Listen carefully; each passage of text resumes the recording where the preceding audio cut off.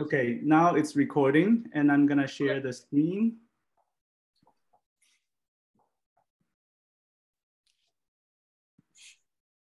Okay.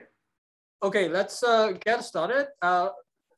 Thanks for coming, everyone. Today is our great pleasure to have Professor Richard Tsai from UT Austin to give a talk about his recent research of solving numerical PDE using deep learning. Richard obtained his PhD degree from UCLA back to 2002.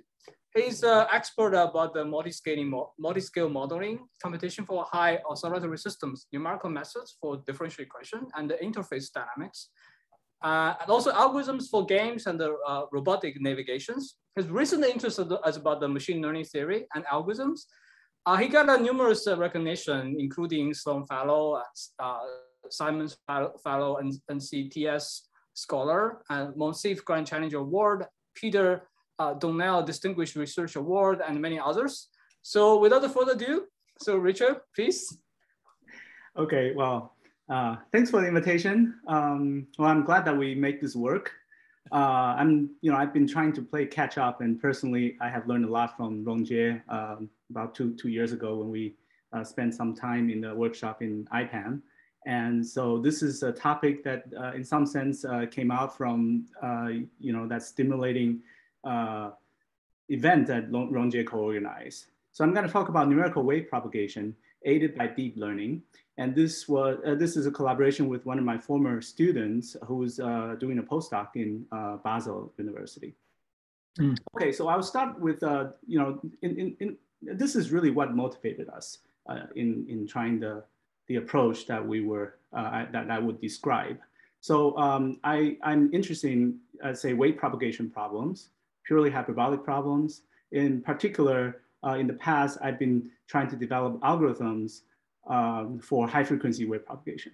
So by high frequency wave, what I meant is that the wavelength of the wave compared to the size of the domain is relatively small.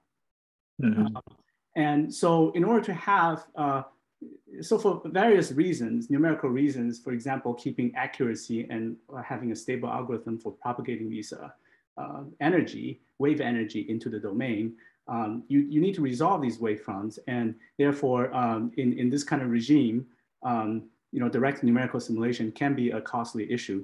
So in the past, one of the things that I have done is to try to use some kind of effective model to approximate high frequency wave propagation. And this is by the use of a system of ODEs. So the parameters or the variables that satisfy the ODEs will describe the shape of the wavefronts and where the energy will concentrate and distribute along the wavefront. So, and by solving these ODEs, you can recover how the wave will be propagating throughout the domain. So on the three plots that you see on the bottom of the screen, on the left side, you see some kind of oscillatory plane waves where the energy kind of concentrate on the disk region. And it is set up so that this group of energy is going to propagate downwards into the domain. And this is somewhat one of the standard setup for people doing seismic. What happened is that so in the middle of the plot, you see the trajectory of the center of this energy, group of energy depicted by, I don't see my cursor anymore. So depicted by this black curve like that. And then at some time later, the energy spread out and you see this, the energy on the bottom of the figure over there. So the trajectory kind of grazes through this red disk placed in the center of the region. So the red disk and the green background actually reveals the piecewise constant wave speed in for this particular medium over here. And when the waves is very close to the discontinuity, in the wave speed, so near the boundary of the red disk, the ODE, the ansatz that we place for the ODE the assumptions failed. So in that region, this ODEs are not a good effective model to describe wave propagation. Even though as the ray passes through that neighborhood, you see this energy, and it seems that in this particular simulation, the ODEs capture most of the energies. But if you instead do a very highly accurate numerical simulation, discretizing the second order wave equation, and propagate the pulse shown on the left side, the initial pulse downwards, you will see that there's some kind of scattering effects as this wave, graces through the discontinuity, and portions of the energy is going to be split off. We can intuitively think that some of the energy is going to travel a little bit along the discontinuity and being kind of deflected. So you have some other energy being scattered into the lower left corner of the domain like that. So we're thinking, maybe we should try to develop a numerical algorithm that kind of couples a efficient, effective computation with a fully resolved, very accurate computation in a seamless way. So to make up the deficiency of the effective model. We want to emphasize that it should be seamless because in practice, we should never assume to know where the scatter or where the location, in this case, the location of the red disk would be in the domain, or how your wave energy is going to pass through or interact with the geometry of these of the discontinuities. So we would like to think about a kind of a more global and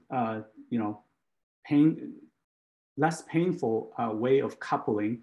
We don't want to track the energy, wave energy in a kind of a moving domain fashion, for example. On the same time, we also would like to have an efficient way, arrange for an efficient way to run the fully resolved direct numerical simulations to provide information to correct the coarse solver, which is the ODEs in this case. Okay, so that's the motivating examples. And the center of this talk today is to say that we would like to use a deep learning, or we would like to develop a deep learning approach to correct the coarse solver. So we want to, in a fancy way, we say we would like to learn to improve the coarse solver. So in this talk, I would describe what kind of network model that we decided to use, the considerations into what kind of input or output variables we use, as well as the network architecture, as it will kind of determine the function class that we will use. And then I'm going to talk about the generation of training examples and why we decided to do to generate training examples that way. After that, I will talk about, I will show you some pictures, which is our kind of serves as the diagnosis of the results that we have obtained. And then we're going to talk about potential improvements, how we can improve these methods.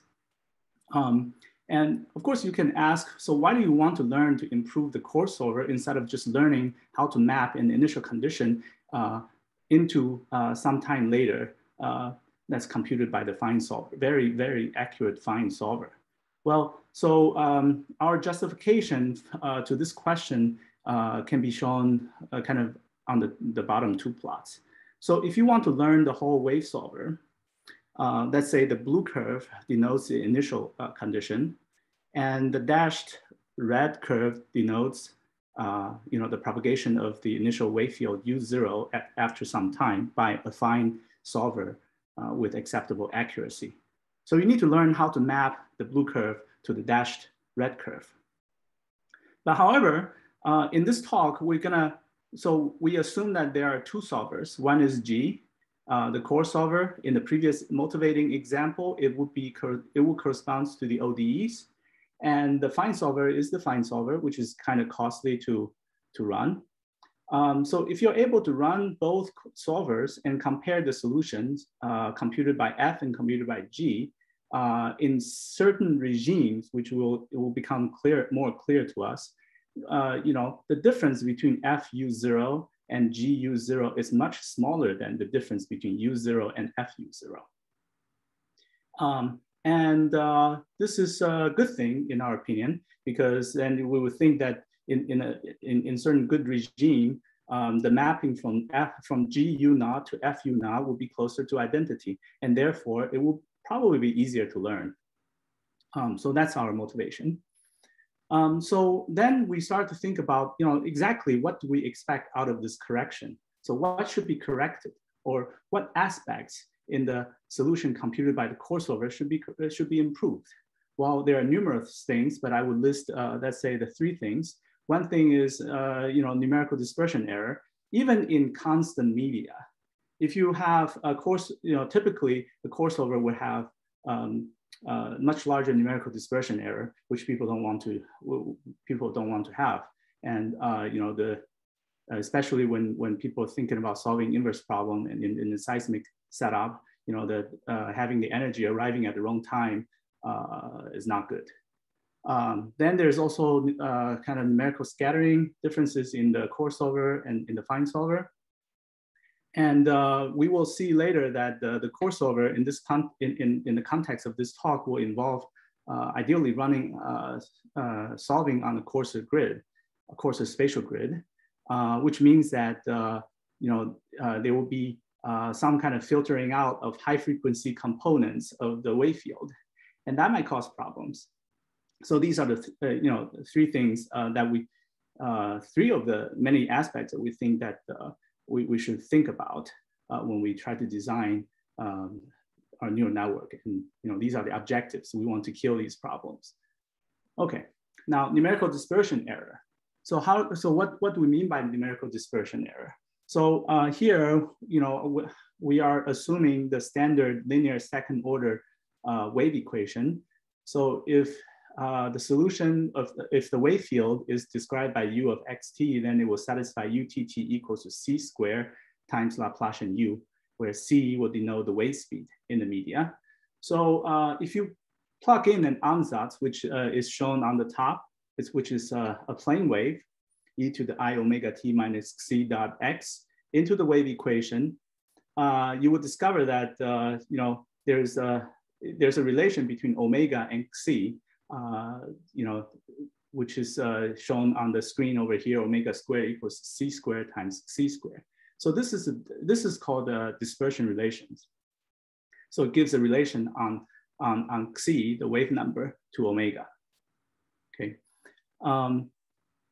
But instead, if you just use a standard center differencing to approximate the time derivative as well as the spatial derivatives in the second order wave equation, you will find that you don't have the exact dispersion relations. Instead, you will have something that's almost right in the constant media setup. So omega tilde, in this plane wave, would be a perturbation to the right one, which is c times c. A perturbation in the context when delta x refers to the grid size, delta x times the wave number is sufficiently small.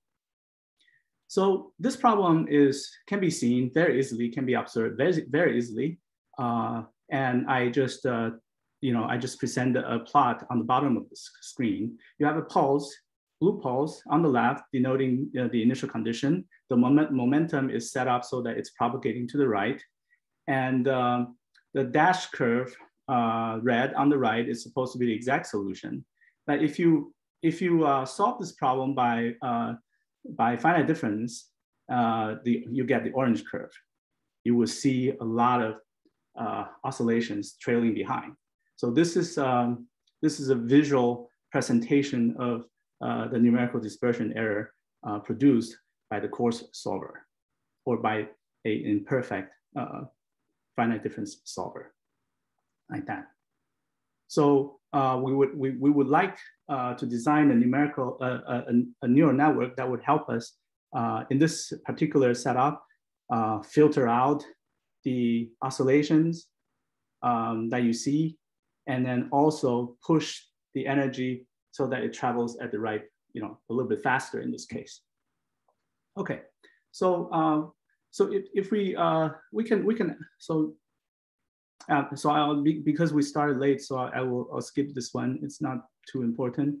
And the other thing that one can notice is that we would like to deal with piecewise smooth wave media. So one of the kind of a classical example is that you have even in 1D, so you have piecewise constant speed. So on the left side of the vertical axis, you have CL, and on the right side you have CR, and CL is significantly larger than CR in this case. Then you will see that if you initially you have some wave that's going to travel to the right into the right side of the domain, and then its frequency in the spatial frequency will change. It will become more oscillatory. And if you think about the need to downsample into a coarser grid, and this could be a problem. This is what you would expect to lose on a coarser, on a coarser grid. Okay, so these are the kind of some properties related and problems related to the numerical solvers that the problems that we would like to cure. The strategy that we're going to present today will rest on or build upon a method which is called the Parareal method, which was first introduced by Lyons, Madej, and Turnici in 2002.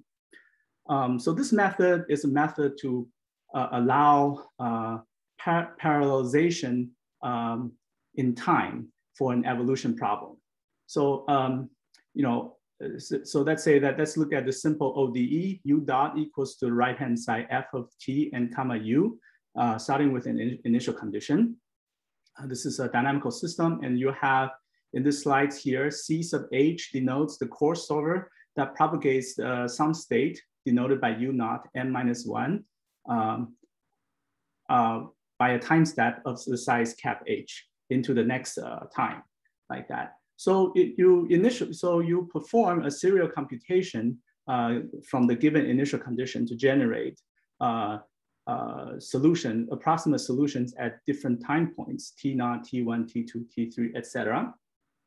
So after that, the idea is that then you're going to use the coarse solution that you generated at different time points as new initial conditions, uncorrelated initial conditions. Uncorrelated in this way, I mean, they're independent. You just, set off, you run your fine solver in parallel using those blue solutions presented here as blue dots as initial condition. And you propagate, you run the fine solver for a time interval of cap h, of the size cap h. Then you realize that if you start out from T1, you arrive at the left side of T2, then most likely the solution computed by the fine solver and the coarse solver will be different because they are different solvers. The fine solver gives you a better approximation of the evolution, but it started out from a perhaps a less accurate initial condition, which is provided by the coarse solver. So what do you do? So the idea of these three gentlemen is to say you add the difference back. You introduce an additional iterations, which is denoted here by the superscript k and k plus 1.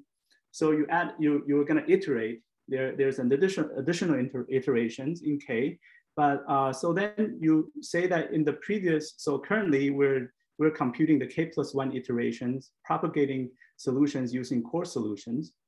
But then we're going to add the difference back, the difference between the solution computed by the fine solver and the solution computed by the coarse solver that we remembered from the previous k iteration.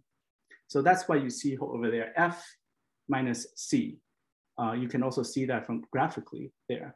And you can easily see that if there's a steady state, then the two coarse computation, CH applied to U at k+1 and CH applied to U at iteration K. When K goes to infinity, if it converge, these two cancels out. And what you would have effectively would be a solution that's propagated by the fine solver. The point here is that you would like to have ideal case. You don't need very large K. You only need to iterate a couple of times, number one. And number two, in each iterations, your fine computation, this very costly, fully resolved direct numerical simulation, denoted here by F, can be computed in parallel. So leveraging the availability of a large number of cores in a modern computer. So in other words, we want to rely on parallelization to provide a better approximation of the evolution for the dynamical system. And then we use this particular way to correct the coarse solution. Okay. So there has been a lot of work, and this is a well-known method, and it has been developed very successfully for a lot of different applications. But most of the successful applications rest in problems where there are dissipations in the problems. So when you have dissipation in the problem, in a sense, you're more, the problem is more forgiving to any small perturbations or errors because they will be damped out by the dissipation. So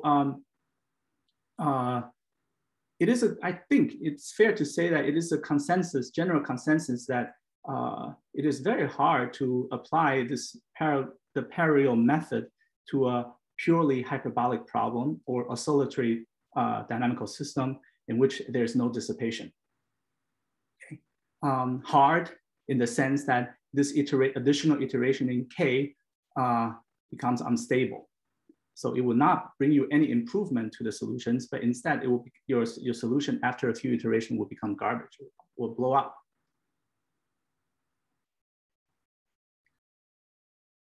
And since some of us, meaning me, at that time thought that, okay, maybe I have a big enough ego, I'm gonna try to see whether I can do something. Okay, and these are some other people's idea in trying to stabilize this kind of parareal iterations involving designing certain projections of the computed solutions onto certain subspace, certain manifolds, like that. Okay, and we're going to deviate from these thinkings.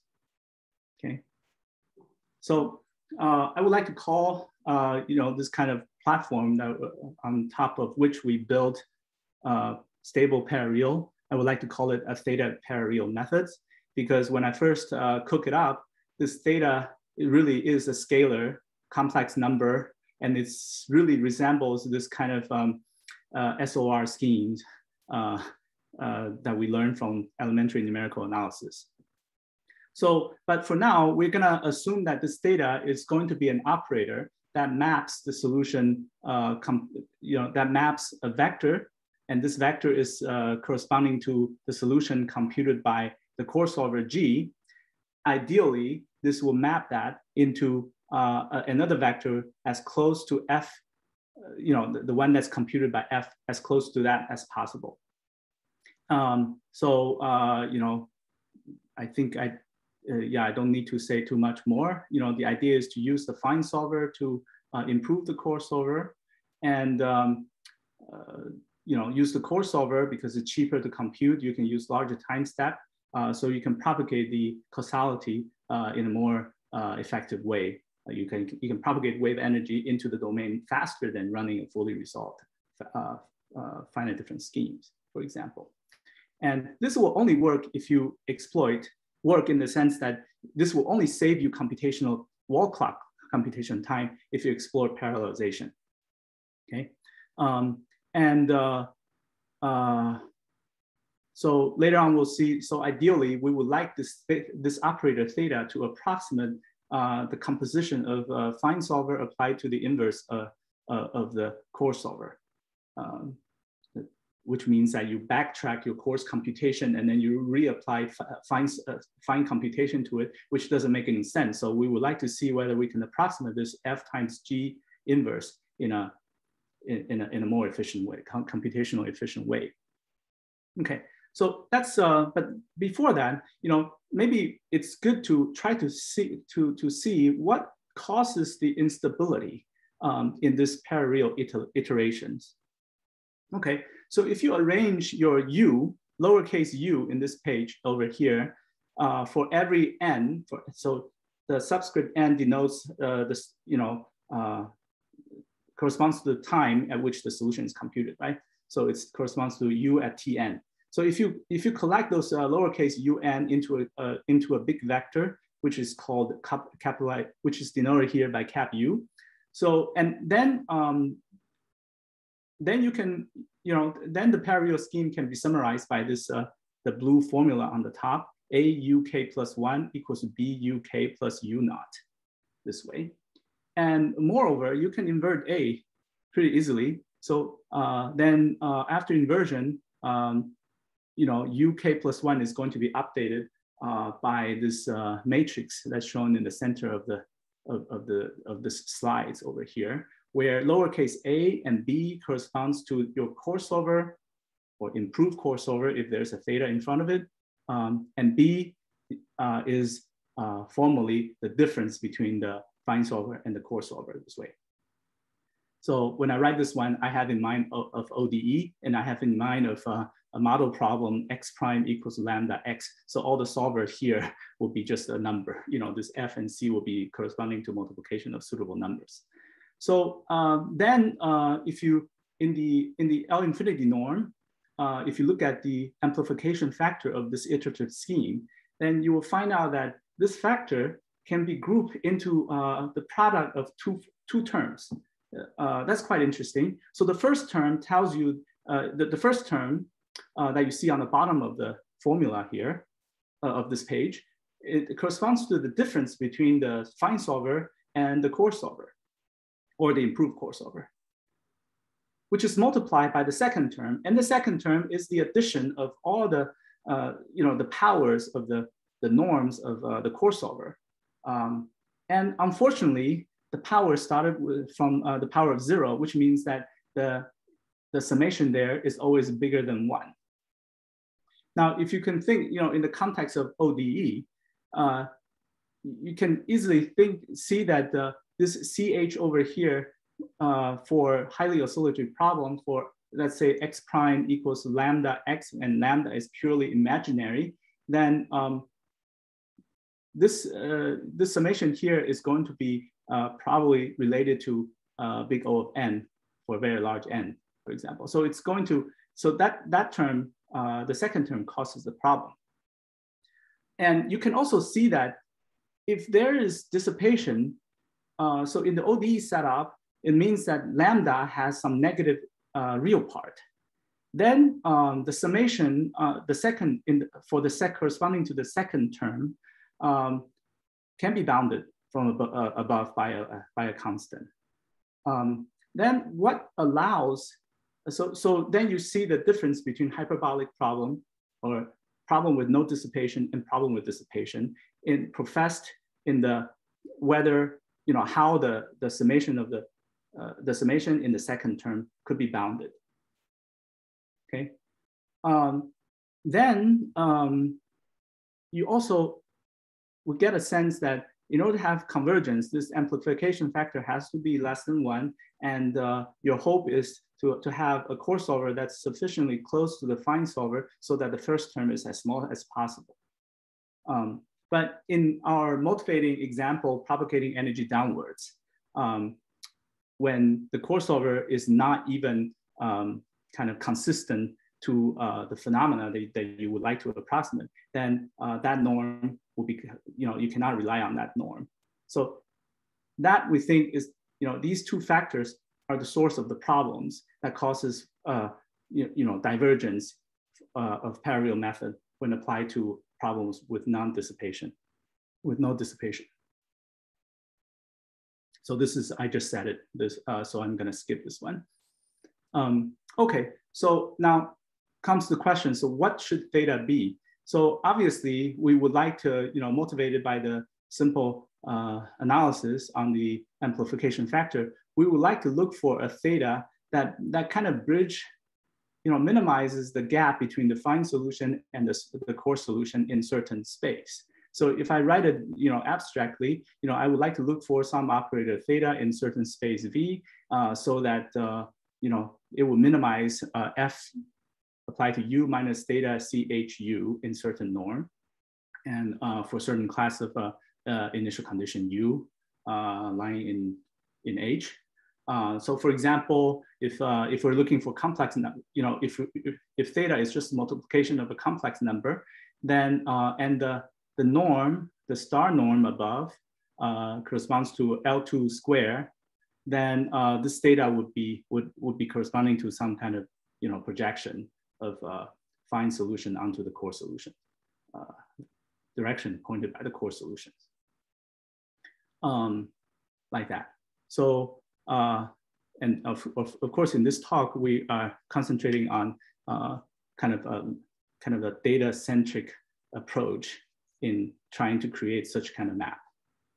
Okay, so very quickly, the focus of today's talk would be to create a neural network. So the second bullet point will be the focus of today.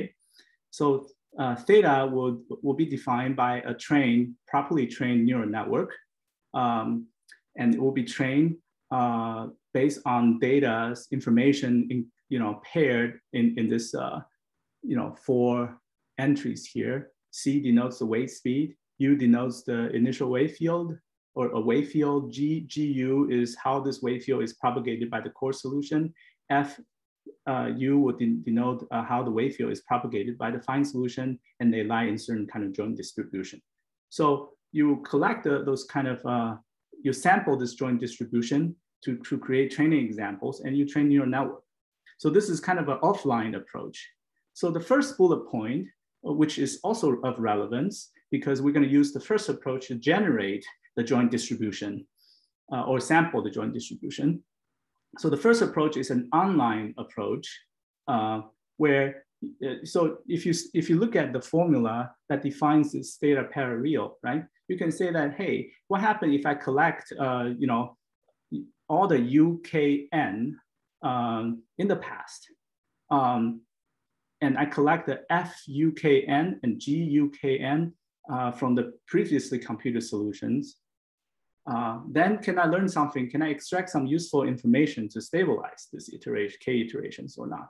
And that would be the using this kind of online acquired data to stabilize the Parareal iteration. Okay, so now we come to a more precise setup of what we're going to do. So we assume this very standard model wave equation, computed, posed in a unit interval, periodic boundary condition, and then we would like to compute it in finite time cap t. We're going to use a standard center scheme on uniform grid in space and then in time.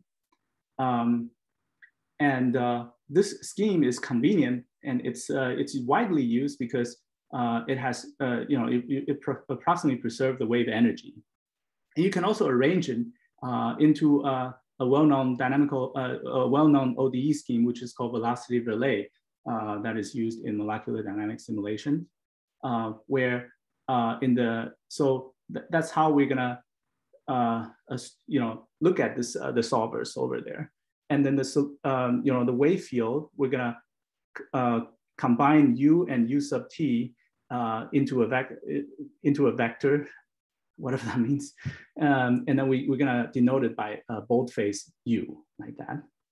So a fine solver would be using the same scheme, but running this scheme on a smaller grid, smaller delta X and smaller delta T. And we're gonna run this, so S over here denotes the scheme defined by the center difference scheme, by the center differencing, involving grid spacing delta X and time spacing delta T.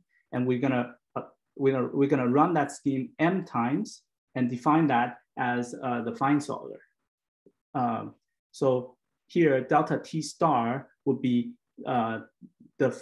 denoting the how long, or 1 over delta T star would be denoting the frequency at which the fine solver and the coarse solver is going to communicate to each other. So delta T star corresponds to cap H in the previous pages.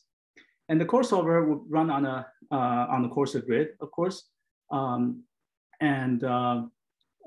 thing I would like to remind the audience is that both solvers are actually a nonlinear function of the wave speed. Okay. So for fixed wave speed, of course, they are linear operators, but they are nonlinear in the wave speed.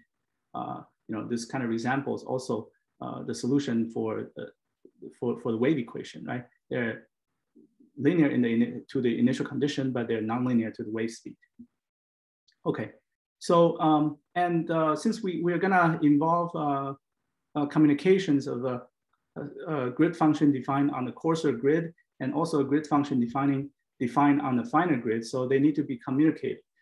So we need to map one from each other to each other. So this will involve typically, if you want to go from a coarser grid to the finer grid in the multi-grid lingo, it's called prolongation. It's some kind of interpolation, or in the data science era, it's called upsampling. And if you want to map a finer grid function to a coarse one, it's called restriction or downsampling. And they are denoted here by I and R, like that. And also in the later slides, for convenience, this cap U over here will always be referred to the wave field that's being computed on the fine grid. So then the real coarse solver, from the view of a fine grid, would be you first downsample a fine grid function U, and then you apply the coarse solver to advance on that coarse grid, and then you upsample again. This is rather inconvenient, but well, that's the setup that we stick with. Okay. Now, you can see the progression of, there's a flavor of multi-grid in time in this. And for this reason, I think there's a group of people in, I don't remember which national lab, and they call Parareal method multi-grid in time. And that's what they've been working on this kind of implementations. So we start out from the top line. So you have this stepping by the fine solver, UN plus 1 equals to F applied to UN. And if I stick in this the blue terms and subtract the blue terms, it's an identity. But what's different here is the blue term over here kind of, because of the restriction operator applied to U, so it filters out the high frequency part of the wave field, and then you go back and you try to propagate it by the fine solver. So if we say that since we filter out the high frequency, maybe we're gonna approximate the blue term by the coarse solver. So that's the green terms, the blue terms that you see in the second line on this page over here, like that. And then you see that then we replace the, we're not happy with the accuracy of this coarse propagation, right? You downsample your wave field, you propagate, and then you just do some kind of prolongation, which is denoted here by I, and you say that maybe you can improve on the accuracy of this prolongation by replacing I to a theta operator. And ideally, this theta operator would have to approximate the F applied to G inverse, as denoted here by the red formula on the bottom over here. So this is kind of one way to think about how to derive this kind of parareal updates. Okay. Now, in the way we build this theta operator, we're going to involve heavily on what we call the wave energy components. So these are, the first derivative of the wave field, U. So you have gradient U and C inverse times 1 over C times U sub T, because we know that the L2 norm of gradient. So if you integrate the L2 norm of gradient U square, and then also that from U sub T, you get back to the wave to the energy norm, which remains a constant during the wave propagation problem. So we think that they provide,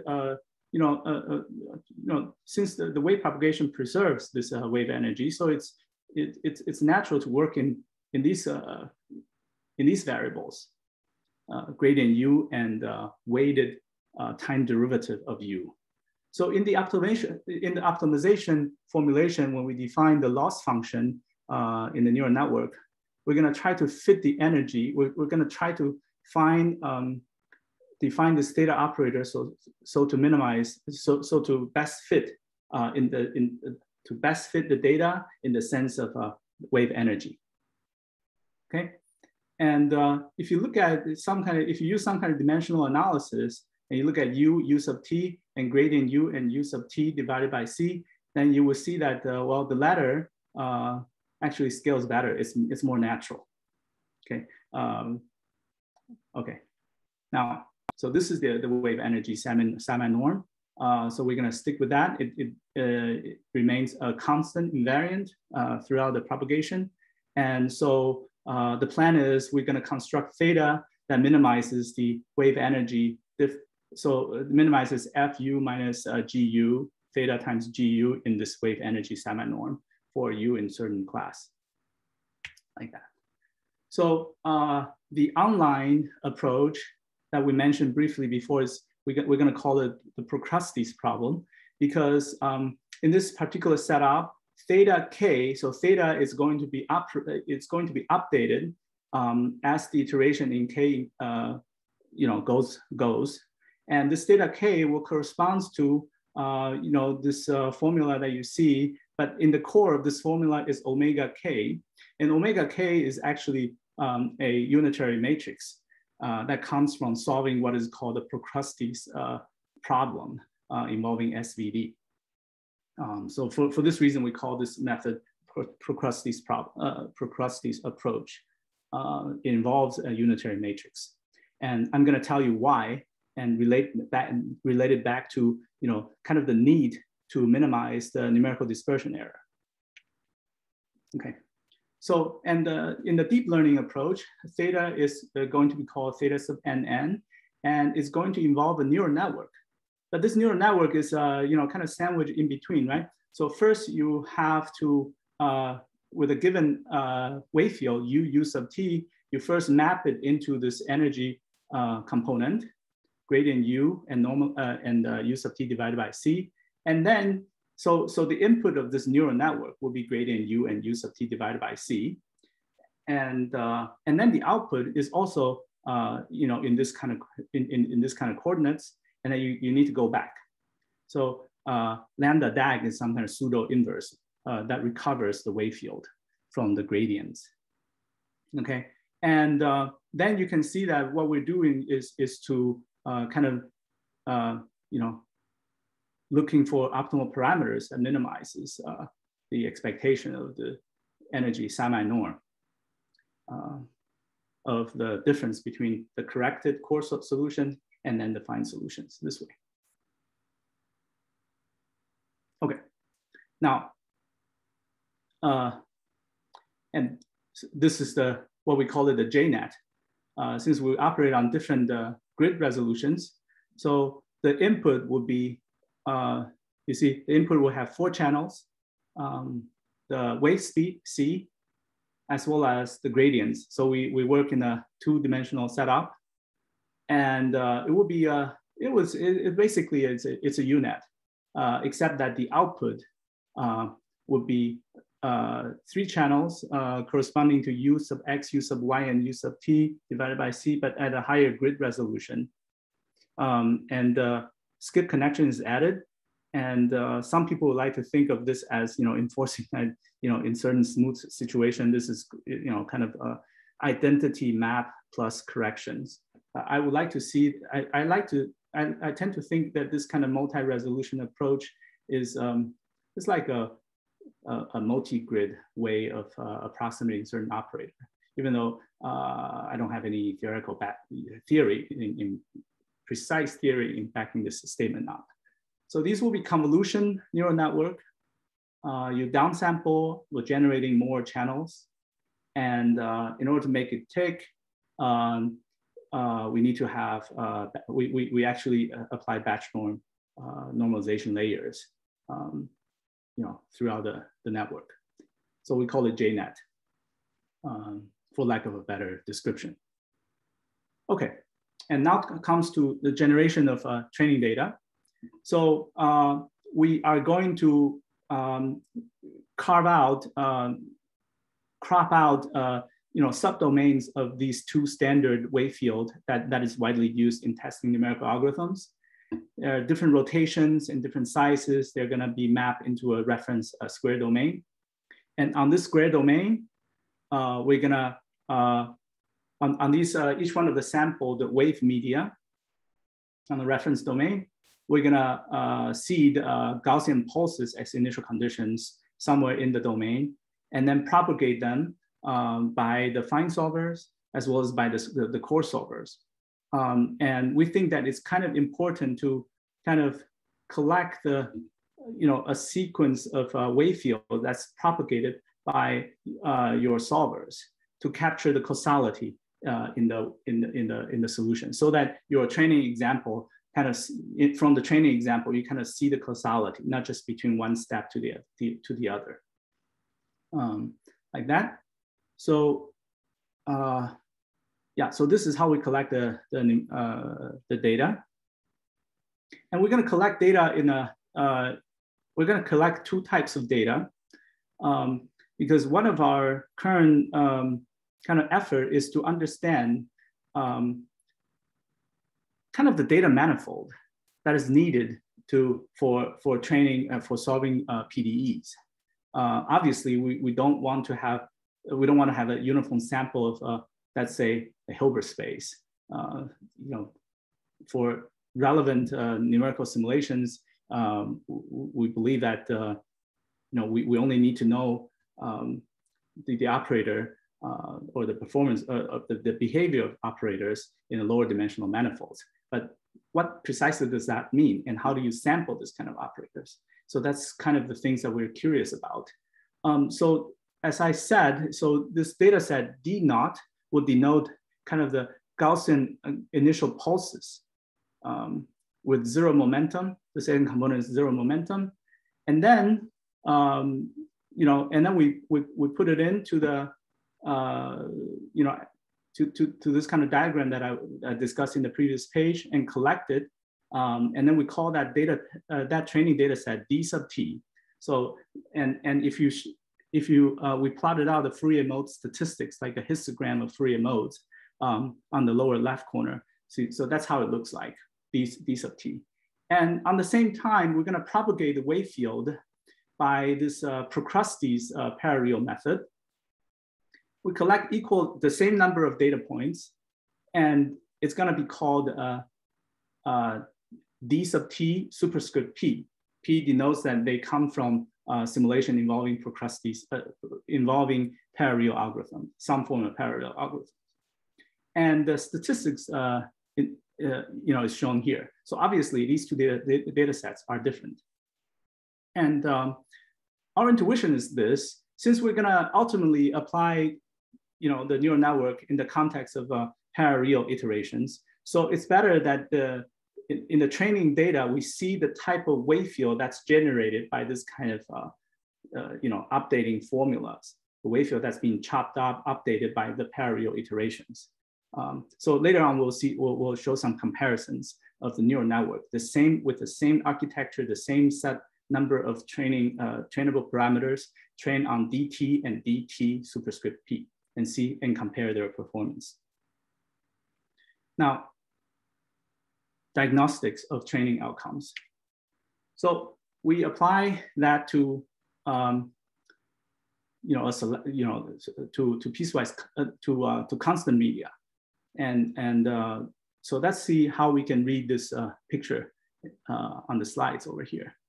So on the horizontal axis, you see this sigma inverse. So sigma tells you how sharp your Gaussian beam, your initial pulse is. if you see from here, D naught is generated by E to the, so sigma is related to the parent, to the standard deviation of this Gaussian. When you go to the right, the larger sigma inverse is, then the sharper this initial pulses. So the more high frequency components is contained in the Fourier mode, in the wave field. And the vertical axis is C, so that's the wave speed. Okay, and the color tells you the relative energy error. So we just use we compare so this picture here shows you the relative energy error in the wave field that's being corrected by the trained neural network, and compared to the solutions computed by the fine solver. And not surprisingly, you see that when the wave field has a lot of high frequency mode and also the wave speed is higher, the error is larger, like that. So that's not too surprising. Now, this is somewhat more interesting because somewhere along the line, we think that if we're really approximating this, so we're, again, this data ideally should approximate F times G inverse. And on constant media, at least in the low frequency wave regime, this operator should be close to just a perturbation to the identity operator. So maybe one can use even a linear neural network with no biases. We just use this optimization procedure to train a linear operator to correct the dispersion error. And it should be applied, it should somehow work for a range of wave speed and a range of Fourier mode. And so then you see, that's why you see these two panels of results. The left panel denotes that they communicate the delta T star is 0.1, and the right panel corresponds to learning of operator that is twice as large of a time step, uses twice as large of time step, delta T star equals 0.2. Then if you look at the comparison here, you will see that there is linear 2K data, linear 5K data, and then there's ReLU 5K and ReLU 10K. So this is our attempt to try to compare a linear neural network in the context I just described, and then a fully nonlinear network involving ReLU activation, and their efficiency or their accuracy when you train them with different number of data points. So 2,000 data points, 5,000 data points, and 10,000 data points. So the punchline in this comparison is that when delta T star is small enough, then linear network seems to be performing reasonably well, at least in this range of wave speed and this range of sigma inverse. Now the difference when you see the power of nonlinearity coming in when delta T star becomes larger, then you see that the performance of nonlinear network is much better. That's what you should see. These curves corresponds to the area in this square domain in which the error is under certain tolerance, where the tolerance is on the horizontal axis. Okay, so ideally, you would like to have a curve which is very close to the flipped letter L. Right? It reaches very high pixel counts for very small error tolerance very fast, like that. Okay. Now, refraction in the model layer problem. So on the left, you see the wave speed configuration, yellow and piecewise constant, slanted. And then we have this initial condition, which is kind of squashed down Gaussian pulse is going to propagate outwards. And then you see that you see the fine solution on the upper left corner. The white line segment shows you kind of the Snell's law that one will expect. And you see the energy, how it's being propagated into the domain. And then the coarse solution on the right, on the top row. And then you have a 6-level ReLU neural network. compared to a 3-level ReLU network, and then compared to 3-level and 6-level linear network. These networks are all trained on this JNET architecture. The difference are whether they have, 6 downward levels, 6 levels, or including down and up, or 3 levels, like that. At least visually, we get an idea that you see that in the coarse solutions, the wavefront is behind. It's supposed to meet the red line as in the fine solutions, like that. And you don't see that in the coarse solution. That's numerical dispersion. And also you see a lot of, this kind of dispersion, a lot of oscillatory pattern. When you look horizontally, you see this kind of pattern. Unfortunately, I lost my cursor. It's a known problem for a keynote and Zoom. And then you see how the neural network is able to kind of push the wavefront in the coarse solutions further to improve this phase error, and also how it reduces these spatial oscillations created by the coarse solutions, like that. Now, this is scattering. We go back to this, propagating some energy downwards, and the wave speed is piecewise constant. And this is what we see. The coarse solution generates a lot of ripples as compared to the fine solutions. And the 3-level, and you see on the right is the relative error in the coarse solutions, and then the solutions corrected by a 3-level JNET, like that. So at least we get visual confirmation that a lot of the problems that we complained about in the beginning are corrected. I cannot click on the chat, so I don't know who, Rongje, can you help me? Yes. Yes, I think that so far is fine. No, there's a chat message. I don't see that. Okay. I don't see the chat message. Okay, maybe we'll take questions later since we started late and I'm almost done. I cannot click on the message. I don't know what happened. So maybe we'll do this. We'll do it this way. Then I could. Yeah, but somehow I don't see the chat message. I see. Really enjoy your work. Oh, Feng-Yang needs to go. Okay. Oh, wait. Oh, he. I see. Okay. Anyway, now I can use that. So then we study the. Okay, we get back to the talk. So we train this neural network with this kind of training examples that we have created, 2 training examples. We use that to improve the defects in the coarse operators.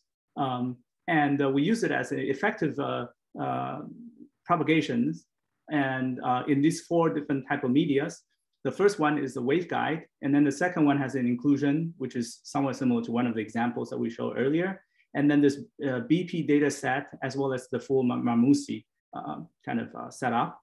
And you see on the bottom, the relative energy. And it's, in some sense, it's not such a big improvement as we expected. But this is because whenever you update from Tn to Tn+1, you have to filter out the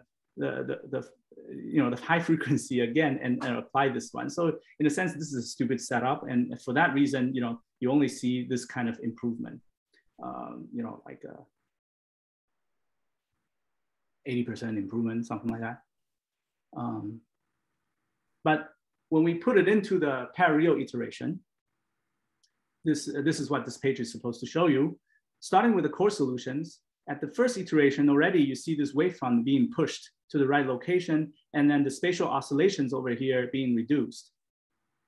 K equals to 2, 3, and 4, and just a visual comparison of the fine solutions like that. And this is done by a 3-level JNET.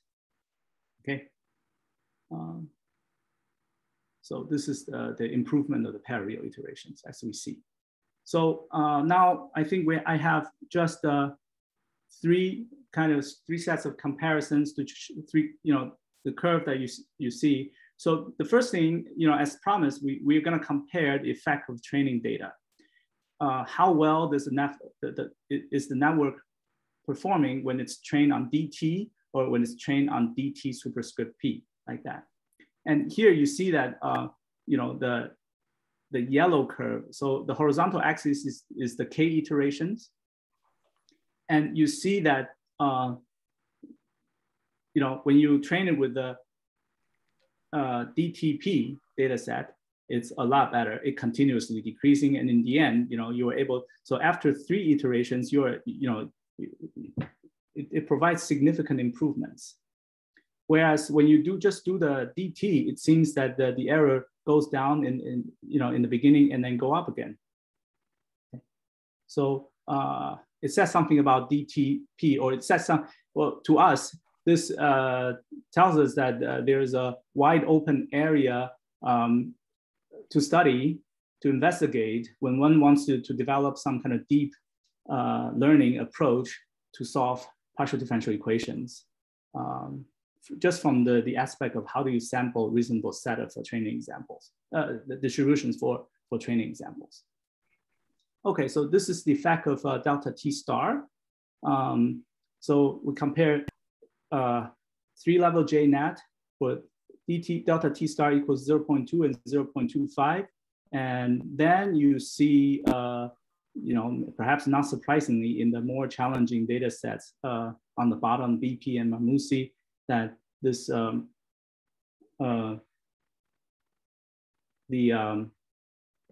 the smaller delta T, the neural network with the smaller delta T seems to perform better.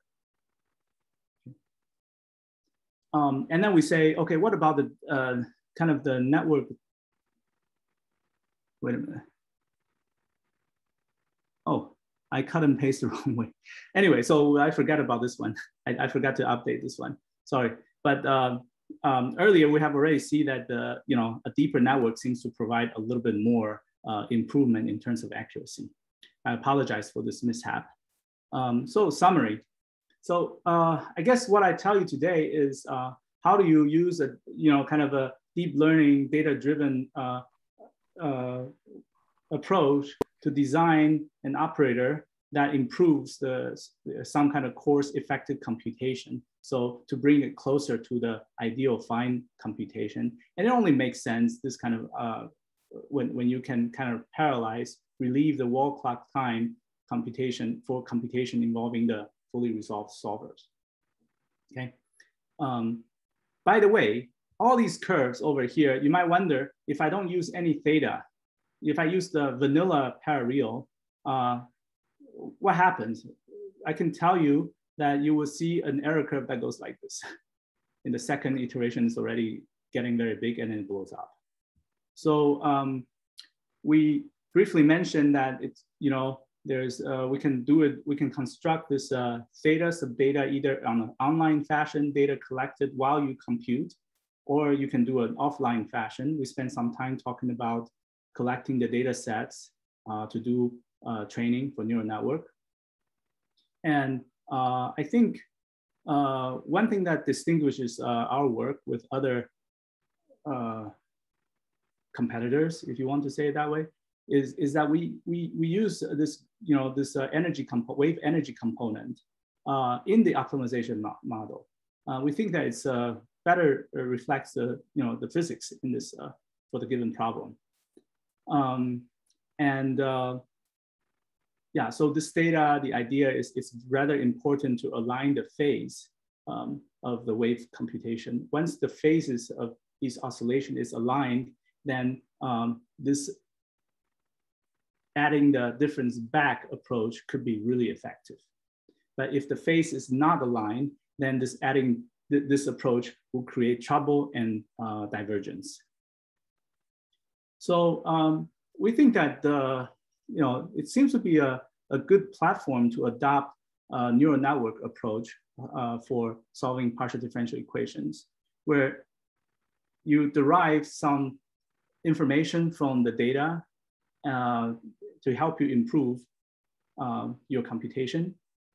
And also, when this is accurate enough, then this iteration here provides an improvement of your computation. So in a sense, you know, this provides some room for this imprecision of using neural network in solving differential equations. There's a lot of knowledge in estimating errors from numerical methods when we're solving the PDEs. And one of the major criticism is that you cannot have any error estimates when you involve this kind of neural network. So perhaps this way, you have a little bit more room, because this theta sub data just needs to correct this enough so that this iteration will converge. Yeah, so to the best of my knowledge, I think that in terms of wave propagation involving Parareal type of updates, it seems that what we have is top of the line. These are the set of papers that we have accumulated in the past couple of years. And with that, I end my talk. I apologize on starting so late.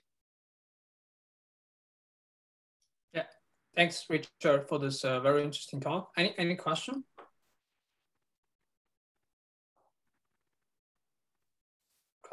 Maybe we should stop the recording. I Sure. have some questions. Let me first stop sharing and I'll share again. Sure. So stop recording.